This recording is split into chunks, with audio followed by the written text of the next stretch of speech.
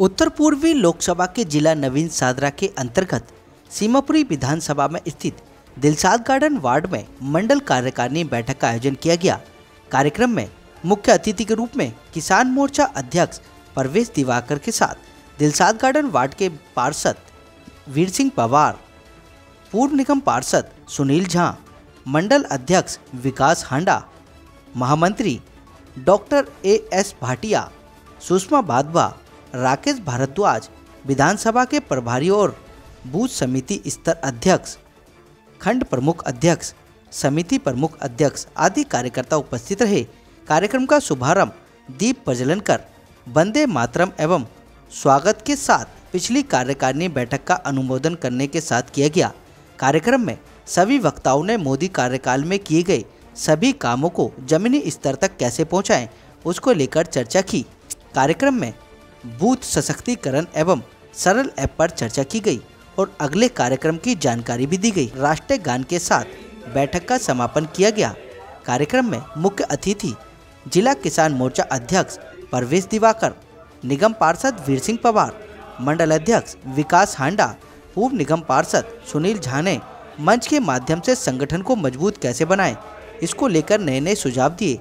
आइए सुनाते हैं अपने संवाददाता संदीप कुमार की इस रिपोर्ट में क्या कुछ कहा मिशन 2024 को लेकर और मोदी जी के कार्य को विस्तार पूर्वक जन जन तक पहुंचाने के लिए।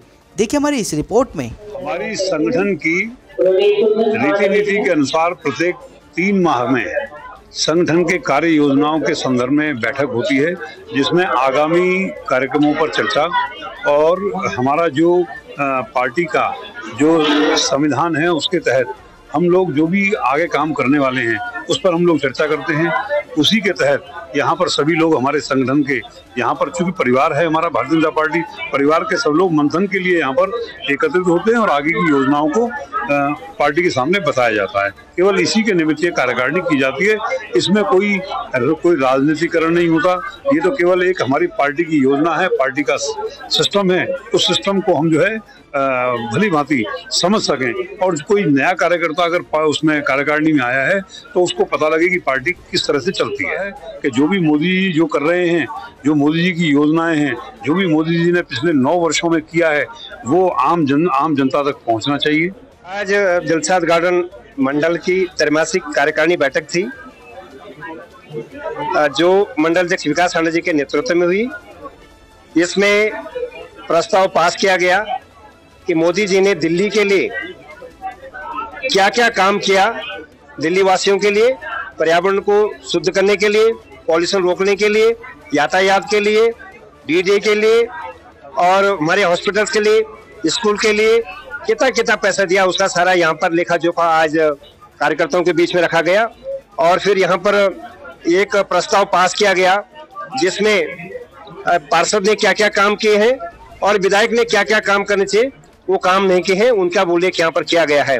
और आगामी 2024 का जो चुनाव हुआ वहाँ पर कार्यकर्ता घर घर जाके मोदी जी ने दिल्ली के लिए कितना पैसा दिया, कितना काम किया, क्या क्या काम हो रहे हैं, उनका सभी जिक्र हम घर घर जाके करेंगे। आज इस कार्यकारिणी में तय हुआ।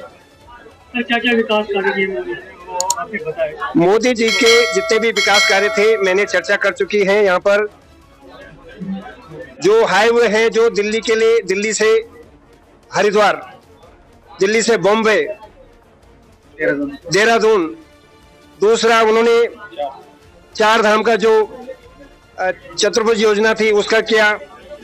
हॉस्पिटल के लिए उन्होंने दिल्ली में 8 करोड़ रुपए दिए। दिल्ली पुलिस को लिए जो अभी मुख्यालय बना उसके लिए 10,356 करोड़ रुपए से मोडिफिकेशन के लिए दिया। DDA के लिए 7,643 करोड़ रुपए दिए। NDMC के लिए 4,743 करोड़ रुपया। मेट्रो का सबसे बड़े मेट्रो का 4th फेज जो होना था, केजरीवाल जी ने हाथ खड़े कर दिया, मैं पैसा नहीं दूंगा। उन्होंने मेट्रो 4th फेज चालू कर दिया है। वो सारा पैसा 73,000 करोड़ भारत सरकार देगी। और दिल्ली सरकार की जो 951 करोड़ रुपया जिनका BTA बनता है जो, वो भी इस साल उनको दे दिया है। और यूनिवर्सिटी के लिए 3,000 करोड़ रुपए दिया। जो दिल्ली में यूनिवर्सिटी जो भारत सरकार की चल रही है उनको 3,000 करोड़ रुपए दिया। जो पेंशन है, जो पेंशन दिल्ली सरकार के कर्मचारियों की पेंशन भारत सरकार दे रही है उसके लिए भी 3,700 करोड़ रुपए दिया। और कंटोनमेंट बोर्ड के लिए 450 करोड़ रुपए दिया।